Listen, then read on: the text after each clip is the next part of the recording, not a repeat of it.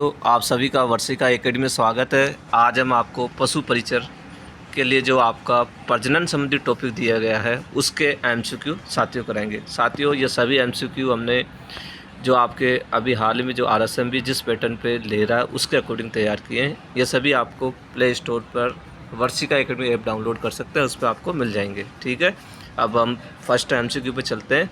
निम्न के संबंध में सुमेलित कीजिए। ये कुछ एमसीक्यू दिए गए हैं, ऐसा दिए गए हैं 1 2 3 4, इनको आपस में मैच करना है और फिर आपको ये आंसर उक्त कथन के समझ सही है कि कौन सा सही है कौन सा गलत है, आपको चॉइस करना है। ठीक है, अब चलते हैं। पहला है यौना आरंभ का मतलब क्या होता है, मध्यचक्र का मतलब क्या हुआ और मध्यकाल का क्या हुआ। तो इस प्रकार से इसमें अलग अलग दे रखा है, जैसे कि दो मधुकाल के मध्य की शारीरिक क्रिया की घटना को क्या कहा जाएगा। वह अवधि जिसमें मादा पशु नर के साथ संभोग के इच्छुक होता हो, जनन अंगों में अंडाशय का विकसित होना। ठीक है, तो अब हम चलते हैं। सबसे पहला यौना आरंभ। यौना आरंभ साथियों ये होता है जब जनन अंगों में अंडाशय का विकसित होता है तो उसे यौना आरंभ कहते हैं। मध्यचक्र किसे कहा जाता है, दो मध्यकालों के मध्य की शारीरिक क्रिया की घटना को कहा जाता है। और मध्यकाल वह अवधि जिसमें मादा पशु नर के साथ संभोग इच्छुक होता हो। तो साथियों इसमें आपका जो आंसर आएगा वह आंसर आएगा 3 1 2। ठीक है साथियों, अगला चलते हैं। निम्न पशुओं की यौना अवस्था के संबंध में सुमेलित कीजिए। ये यौना अवस्था दी गई है, जैसे कि ये गाय है, गाय भारतीय गाय है और माह का उल्लेख किया गया है। ठीक, इसमें भैंस बकरी भेड़ इत्यादि का उल्लेख किया गया है और उसको आपको सही मैच करना है। तो ठीक है, अब इसमें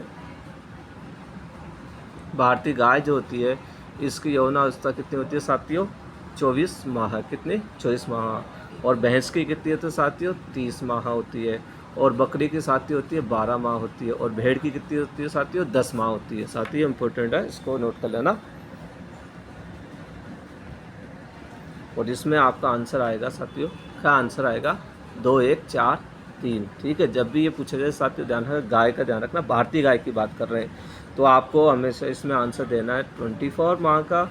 जब आपकी भैंस की बात करें तो आपको बताना 30, बकरी की बात करें तो 12 और भेड़ की बात करें तो 10 बताना आपको। ठीक है साथियों, अगला है निम्न पशुओं की यौनावस्था के संबंध में सुमेलित कीजिए। ये यौनावस्था आ गई। अब पिछले एमसीक्यू में अपने भारतीय गाय की बात की थी, अब यहाँ संकर गाय की बात कर रहे हैं। ठीक है, तो इसमें साथियों आपका संकर गाय का जो होता है साथियों वो होता है 18 माह। कितना, 18 माह। भैंस का कितना होगा साथियों, 30 माह। बकरी का 12 और भेड़ का 10। तो इसमें भी साथियों आपका आंसर क्या आएगा, क्या आंसर आएगा 2 1 4 3। अगला है निम्न पशुओं की मध्यचक्र की अवधि के संबंध में सुमेलित कीजिए। जो पशु होते हैं तो मध्यचक्र जो होगा उनका कितने दिवस के लिए होगा। ठीक है, गाय का कितना होगा, भैंस का कितना होगा, बकरी का कितना होगा, भेड़ का कितना होगा, ये आपको बताना है। और फिर इसमें से ये आपको बताना कौन सा सही है कौन सा गलत है साथियों। तो इसमें देखो साथियों, गाय का होता है 21 दिवस। कितना होता है, 21 दिवस। भैंस का भी 21 दिवस होता है और बकरी का भी 21 दिवस होता है। केवल जो भेड़ बचती है उसका साथियों होता है 16 से 1/2 दिवस। ठीक है, तो इसमें साथियों आपका आंसर जो आएगा वो आएगा, घ आंसर आएगा 4 1 2 3। अगला है निम्न पशुओं के गर्भकाल के दिन ऑब्लिक अवधि के संबंध में सुमेलित कीजिए। अब बात कर रहे हैं अपने गर्भकाल की बात कर रहे हैं। गर्भकाल के समय कितना दिन रहता है इनको पशुओं के लिए, जैसे गाय के लिए कितना चाहिए, भैंस के लिए, बकरी के लिए, भेड़ के लिए अलग अलग दिवस होते हैं। ठीक है, इसको इम्पोर्टेंट है साथियों। तो साथियों बताता हूँ, देखो गाय के लिए गर्भकाल के लिए चाहिए 281 दिवस। ठीक है, कितने, 281। भैंस के लिए चाहिए 310 दिवस। बकरी के लिए चाहिए 151 दिवस। भेड़ के लिए चाहिए 147 दिवस। साथियों ये आपको जल्दी याद हो इसलिए हमने इसको एक साथ लिया है। ठीक है, इसको कंफ्यूज नहीं किया। इस एमसीक्यू को अपने इसमें आंसर आएगा 1 2 3 4। हो सकता है एग्जाम में ये आपको अलग अलग दिया जाए, लेकिन हमने आपको याद करने के लिए जिससे कि आपके माइंड में फिट हो जाए जल्दी, इस प्रकार से बनाया, सिंपल रूप में बनाया साथियों। ठीक है, अगला है निम्न पशुओं के प्रजनन के उचित समय के संबंध में सुमेलित कीजिए। प्रजनन जो होता है, अब यहाँ बात कर रहे हैं अपने मध्यकाल के अंतिम घंटे की बात कर रहे हैं। जब प्रजनन के समय जो मतकाल का अंतिम घटा गाय के लिए कितना होगा, भैंस के लिए कितना होगा, बकरी के लिए कितना होगा, भेड़ के लिए कितना होगा। तो इसमें साथियों आपका आंसर आएगा, गाय के लिए चाहिए 8 घंटे का। कितना? गाय के लिए चाहिए 8 घंटे का चाहिए, भैंस के लिए भी 8 घंटे का चाहिए, बकरी के लिए 8 घंटे का। लेकिन भेड़ ऐसी होती है जिसमें कितने घंटे चाहिए? 18 घंटे चाहिए। तो इसमें साथियों आपका आंसर होगा, घ आंसर होगा 4, 1, 2, 3 होगा। ठीक है, अगला है, निम्न पशुओं की प्रथम बार प्रजनन की आयु के संबंध में सम्मिलित कीजिए। जब प्रथम बार जब प्रजनन होता है उस वक्त उसकी आयु कितने की होगी, ये आयु आपको साथियों माह में बतानी है। अब हम बात कर रहे हैं सबसे पहले तो गाय की। कौन सी? भारतीय गाय की। संकर गाय का अलग होगा, भारतीय गाय अलग है, भैंस की, बकरी की और भेड़ की। तो इसमें साथियों जो गाय पर चलते हैं तो आपको बताना साथियों, भारतीय गाय को होती है कितने माह होता है? प्रथम बार प्रजनन माह होता है 36 से 40, भैंस का होता है 36 से 42, बकरी का होता है 15 से 19 और भेड़ का होता है 12 से 18 माह। तो इसमें साथियों आपको आंसर देना है, आंसर देना है 1, 2, 3, 4। अगला है, एस्टर साइकिल ओब्लिक मत चक्कर से आप क्या समझते हैं? हो सकता है साथियों आपके एग्जाम के अंदर मत चक्कर का उल्लेख न करते हुए केवल एस्टर साइकिल लिखा आ जाए, तो आप इसलिए हमने ये दोनों चीज़ लिया। आप इस मत चक्कर और एस्टर साइकिल एक ही बात है। ठीक है, अब चलते हैं, एस्टर साइकिल ओब्लिक मत चक्कर से आप क्या समझते हैं? वह अवधि जिसमें मादा पशु नर के साथ संभोग का इच्छुक होती हो। मतकालों के मध्य की शारीरिक क्रियात्मक घटना मादा जनन अंगों में जब अंडाशय पूर्णतः विकसित हो जाती है एवं अंडाणु के बनने की प्रक्रिया प्रारंभ हो जाए, या ये सभी। तो साथियों इसमें आपको आंसर देना ब। मतकालों के मध्य की शारीरिक क्रिया की घटना को क्या कहते हैं? मतचक्कर कहते हैं साथियों। अगला है, ताव, गर्मी या पाली में आने से आप क्या समझते हैं? जब पशु ताव में आता है, गर्मी में आता है या पाली में आता है, उससे आप क्या समझते हैं? वह अवधि जिसमें मादा पशु नर के साथ संभोग का इच्छुक होती हो। मतकालों के मध्य की शारीरिक क्रियात्मक घटना मादा जनन अंगों में जब अंडाशय पूर्णतः विकसित हो जाती है एवं अंडाणु के बनने की प्रक्रिया प्रारंभ हो जाए, या ये सभी। तो साथियों इसमें आपको आंसर देना आंसर देना है। ताप, गर्मी, पाली का मतलब होता है वह अवधि जिसमें मादा पशु नर के साथ संभोग इच्छुक हो। अगला है, निम्न पशु के गर्भकाल के दिन के संबंध में सही कथन है। गाय का कितने दिवस गर्भकाल होगा, भैंस का कितना होगा, बकरी का, भेड़ का। इस प्रकार से अलग अलग आपको मैचिंग दिया जा सकता है। तो साथियों मैं आपको बता देता हूँ, गाय का होता है 281 दिवस, भैंस का होता है 300 दिवस, बकरी का 151, भेड़ का 147 दिवस। ठीक है, इसमें आपको आंसर देना है। ठीक है, मतकाल की पहचान के संबंध में सही कथन है। साथियों ये कुछ पहचान है, इसमें आपको सही बताना है इन ये 4 पॉइंटों में से कौन सा सही है या गलत है। तो पहले ये बात एमसीक्यू कह रहा है कौन सा सही है। ठीक है, तो है, पशु बेचैन व उत्तेजित होता है, योनि से तरल पदार्थ निकलता है, गर्भाशय के द्वारा बंद होने लगते हैं, द्वार गुप्तांग थोड़ा सा फूल जाता है। तो अब इनमें से कौन सा सही है? तो अब हम साथियों, पहला बिल्कुल सही है, पशु बेचैन और उत्तेजित होता है। दूसरा, योनि से तरल पदार्थ निकलता है, ये बात भी सही है। चौथा, गुप्तांग थोड़ा सा फूल जाते हैं।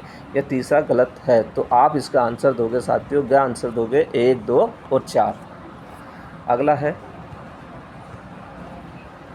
नर जनन तंत्र के संबंध में सुमेलित कीजिए। अब जो नर जनन तंत्र है उसका प्राथमिक अंग क्या, अंग का उदाहरण कौन सा, द्वितीय अंग का उदाहरण कौन है, सहायक अंग कौन सा, ये दिए गए हैं। ठीक है, अब इसको आपको ये बताना है कौन सा सही है। तो साथ ही मैं बता देता हूँ, नर जनन में प्राथमिक अंग कहलाता है वर्ण कहलाता है, द्वितीय अंग क्या कहलाता है? शुक्र वाहिनी कहलाता है, और तीसरा सहायक अंग क्या कहलाता है साथियों? शुक्राशय कहलाता है। क्या? शुक्राशय कहलाता है। तो साथियों इसमें आपको आंसर देना है, क्या आंसर देना? 2, 1, 3। अधिक जानकारी के लिए साथियों प्ले स्टोर से आप वर्षिका एकेडमी ऐप डाउनलोड कर सकते हैं। अगला है, नर जनन तंत्र के सहायक तंत्र के उदाहरण के संबंध में सही को सुनिश्चित कीजिए। जो नर जनन तंत्र है उसके सहायक तंत्र जो हैं उसके उदाहरण के संबंध में कौन सा सही है, ये अलग अलग दिए गए हैं। जैसे वर्षण, मूत्राशय, शीशन, शुक्रवाहिका, शुक्रवाहिनी, शुक्राशय, पृष्ठग्रंथि, मूत्राशय। इस प्रकार से अलग अलग आपको ऑप्शन मिलेंगे। तो इसमें साथियों अपन आंसर पे चलते हैं सीधे ही। तो इसमें आंसर सा आएगा शुक्राशय, पृष्ठग्रंथि, कंत, मूलीपत ग्रंथि। ये सब क्या होता है? नर जनन तंत्र के। वह प्रजनन जो कि पीढ़ी दर पीढ़ी चलता हो, साथ ही इसके लिए अलग अलग नस्लों का प्रजनन करवाया जाता हो, उसे कहा जाता है। ठीक है, कहने का मतलब वह प्रजनन जो पीढ़ी दर पीढ़ी चल रहा हो और उसके लिए साथ ही इसके लिए अपन क्या है अलग से नस्लों का प्रजनन करवाते हैं, उसे कहते हैं back crossing, criss crossing, out crossing या कोई भी नहीं। तो साथियों इसमें आपको आंसर देना ब देना है, क्रिस क्रॉसिंग कहते हैं उसको। अगला है वह प्रजनन जिसमें पुनः अपने पैतृक से प्रजनन अलग अलग नस्लों से उत्पन्न होने के कारण करवाया जाता है। अर्थात आपको इतना ध्यान रखना, पुनः पैतृक से प्रजनन जो कराया जाता है उसे क्या कहा जाएगा, back crossing, over crossing, out crossing या क्रिस क्रॉसिंग। तो आपको पुनः अतः बैक लेना था, तो बैक क्रॉसिंग आपको आंसर देना है, आंसर देना है।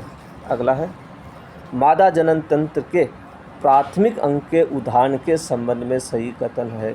जो मादा जनन तंत्र होता है उसका जो प्राथमिक अंग है उसके उदाहरण के संबंध में आपको सही बताना है। अंडाशय अथवा डिम्ब ग्रंथिया, डिम्ब वाहिनिका, गर्भाशय गिरवा या भग। तो इसमें साथियों आपको आंसर देना है, आंसर देना है अंडाशय अथवा डिम्ब ग्रंथियाँ। अगला है मादा जनन तंत्र के द्वितीय अंग के उदाहरण के संबंध में सही कथन नहीं है। अब बात कर रहे हैं मादा जनन अंग के द्वितीय अंग के जो उदाहरण जो दिए गए हैं ये नीचे, वो उसमें सही नहीं आता, गलत कौन सा है, जैसे गर्भाशय वाहिनी, डिम्ब वाहिनी, गर्भाशय गिरवा या डिम्ब ग्रंथिया। तो साथियों आपको आंसर देना देना है, डिम्ब ग्रंथिया गलत है। अगला है मादा जनन तंत्र के द्वितीय अंग के उदाहरण के संबंध में सही कथन नहीं है। इसमें भी आपको क्या बताना, सही कथन कौन सा नहीं है, गर्भाशय गिरवा, भग, योनि या अंडाशय। तो आपको आंसर देना अंडाशय। मादा जनन तंत्र के द्वितीय अंग के उदाहरण के संबंध में सही कथन है। अब बात कर रहे हैं अपन सही कथन की। जो द्वितीय अंग के वास्तव में कौन कौन से होंगे, वो जैसे योनि, भग, गर्भाशय गिरवा, डिम्ब ग्रंथिया, गर्भाशय योनि, अंडाशय, गर्भाशय, भग, डिम्ब ग्रंथिया, भग, योनि, इस प्रकार के आपको ऑप्शन में मिलेंगे। तो साथियों इसमें आपको आंसर देना है, आंसर देना है योनि, भग, गर्भाशय, गिरवा। ये क्या होते हैं, सही उदाहरण हैं। अगला है मादा जनन तंत्र का मुख्य अंग निम्न में से कौन सा है, ओवरीज, बुलवा, वेजिना या यूट्रस। तो इसमें साथियों आपको आंसर देना है, आंसर देना है क्या, ओवरीज। अगला एक एमसीक्यू साथियों, वही प्रजनन की विधियों के संबंध में सही है। ठीक, भिन्न संकरण, क्रॉस संकरण, सम संकरण, कर्मोन्नति संकरण, प्रसंस्करण, इस प्रकार के अलग अलग आपको मिलेंगे।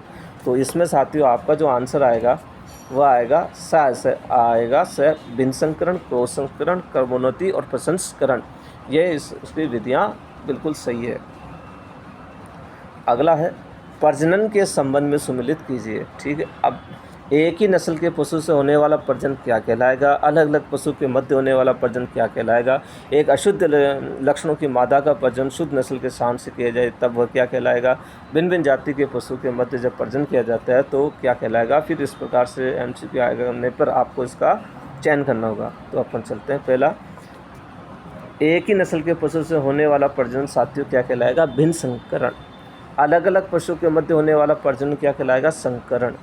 एक अशुद्ध लक्षणों की मादा का प्रजनन शुद्ध नस्ल के सांड से किया जाता है उसे कहते हैं कर्मोन्नति।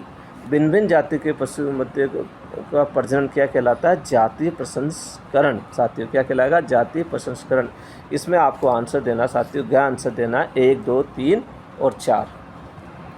अगला है अशुद्ध लक्षणों वाली मादा का संकरण किसी शुद्ध नस्ल के सांड से करवाया जाए तो यह संकरण कहलाएगा कर्मोन्नति ऑब्लिक ग्रेडिंग अप, भिन्न ऑब्लिक संकरण ऑब्लिक आउट क्रॉसिंग, जाति प्रसंस्करण ऑब्लिक हाइब्रिडाइजेशन, अंतर्वर्षीय प्रजनन ऑब्लिक लाइन ब्रीडिंग। तो साथियों इसमें आपको आंसर देना है, आंसर देना है कर्मोन्नति ऑब्लिक ग्रेडिंग अप। जब अशुद्ध लक्षण वाली मादा का संकरण किसी शुद्ध नस्ल के सांड से कराया जाता है उसे क्या कहते हैं, कर्मोन्नति या ग्रेडिंग अप भी दिया जा सकता है। इस प्रकार इन सब के साथियों इंग्लिश के नाम भी आपको ध्यान रखना है। तो हिंदी की जगह आपको इंग्लिश में नाम भी दिए जा सकते हैं। ठीक है साथियों ये सभी एमसीक्यू आपको वर्षिका एकेडमी प्ले स्टोर पर मिल जाएंगे। ठीक है।